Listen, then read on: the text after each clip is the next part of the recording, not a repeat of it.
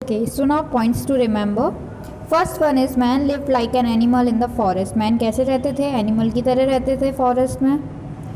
He ate raw flesh, fruits and berries. वो क्या खाते थे? कच्चा मांस, फ्रूट्स और बेरीज को खाते थे. He wore cloths of leaves and animals hide. वो कैसे कपड़े पहनते थे? जो पत्तियाँ हैं उनसे कपड़े बनाकर पहनते थे अर्ली मैन्स, और जो एनिमल्स हैं उनकी जो खाल होती है उसका यूज़ वो कपड़े की तरह करते थे. He was afraid of fire. वो किससे डरते थे? आग से डरते थे. He learned that cooked food was tastier and softer after a forest fire. उन्होंने सीखा कि जो पका हुआ खाना है वो टेस्टी और सॉफ्ट लगता है. कैसे सीखा उन्होंने? जब भी आग लगी थी जंगल में, उसके बाद उन्होंने देखा और सीखा. He learned to start a fire by striking two flint stones together.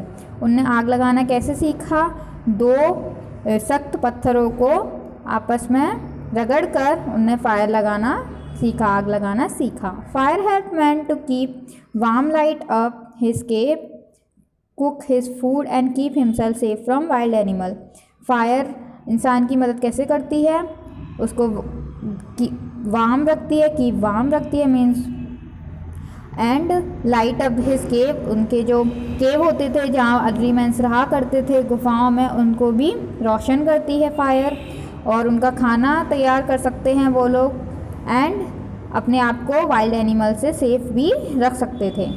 Fire should be handled carefully to avoid any accident. Fire का यूज़ बहुत ही केयरफुली करना चाहिए, बहुत ध्यान से करना चाहिए ताकि कोई भी एक्सीडेंट ना हो.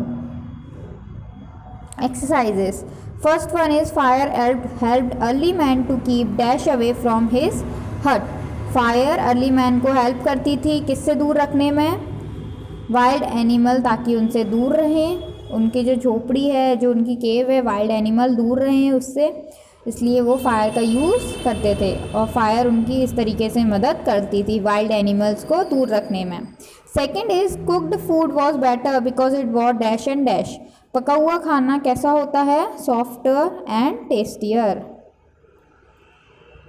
Third is with time early man learn to use the dash of animal to cover himself. समय के साथ अर्ली मैन क्या सीख गए थे? कि अपने आप को एनिमल्स की जो खाल होती है उससे अपने आप को कवर करना सीख गए थे. तो थर्ड का आंसर है hide. Fourth is early man use dash stone to start a fire. Early man किस चीज़ का यूज़ करा था? उनने आग को स्टार्ट करने के लिए फ्लिंट स्टोन का यूज़ किया था. Fifth is we should handle fire under dash supervision. हमें फायर किसके सुपरविज़न के अंडर लगानी चाहिए या फिर यूज़ करना चाहिए फायर का?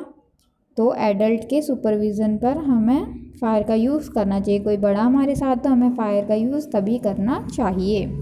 Tick the correct. Early man lived like a dash in the forest. Early man किस तरीके से रहते थे? लाइक एन एनिमल, एनिमल की तरह रहते थे. Fire was produce when to pieces of dash were rubbed. Fire कैसे प्रोड्यूस होती है? जब दो पीस रब्ड होते हैं. किसके दो पीस रब्ड होते हैं? स्टोन के दो पीस को रब किया जाता है, तब फायर प्रोड्यूस होती है. Fire help the early man to dash.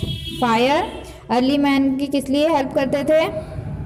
किस तरीके से फायर अर्ली मैन की हेल्प करती थी? कुक, कीप वार्म, और या फिर दोनों. तो फायर अर्ली मैन की खाना बनाने में और उन्हें गर्मी पहुंचाने में भी हेल्प करती थी. तो हमारा आंसर होगा both. Next page. Burning of dash produce energy. किसको बर्न करने पर एनर्जी प्रोड्यूस होती है? ऊर्जा प्रोड्यूस होती है. कोल एंड पेपर, लीव्स, या फिर दोनों? कोल एंड पेपर और लीव्स, दोनों चीज़ों को जलाने पर एनर्जी प्रोड्यूस होती है. True and false. Early man lived in huts. Early man huts में रहते थे. फॉल्स. नहीं, वो किस में रहते थे? केव्स में रहते थे. Early man wore cotton clothes to keep himself cool. Early man cotton clothes का यूज़ करते थे, अपने कॉटन क्लॉथ्स पहनते थे ताकि वो कूल रह पाएँ. नहीं, false. Fire help early man to keep away wild animal. Fire help करती थी अर्ली मैन को उनसे दूर रखने में. True. Fire brought danger with itself. Fire अपने साथ बहुत सारी डेंजर मीन्स मुसीबत भी लाती है. ट्रू है ये. Early man was afraid of fire, early man fire से डरते थे।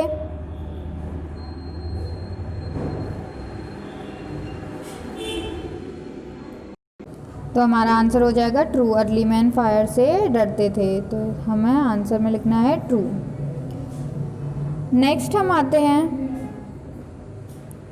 Look at the picture given below and right their names. हमें जो पिक्चर्स दी हैं उनको देखना है और उनके नेम्स लिखने हैं। तो फर्स्ट है हमारा कैरोसिन, सेकंड है coal, third is LPG and fourth is fire extinguisher.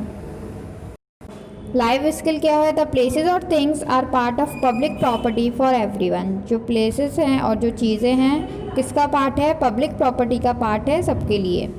These are use for recreation and learning. किस लिए यूज़ होता है? रिक्रिएशन और लर्निंग के लिए यूज़ होता है। For example park, monument, market, clubs, transport, road etcetera. ये सब क्या हैं? ऐसी चीज़ें हैं जो कि पब्लिक प्रॉपर्टी हैं और रिक्रिएशन और लर्निंग के लिए यूज़ की जाती हैं। As a responsible citizens we must take care of them. Responsible citizen होने के साथ हमें इन सारी चीज़ों का ध्यान रखना चाहिए। तो आप लोग का चैप्टर कंप्लीट हो गया है, आप लोग एक्सरसाइज फिल कर दीजिए। Thank you.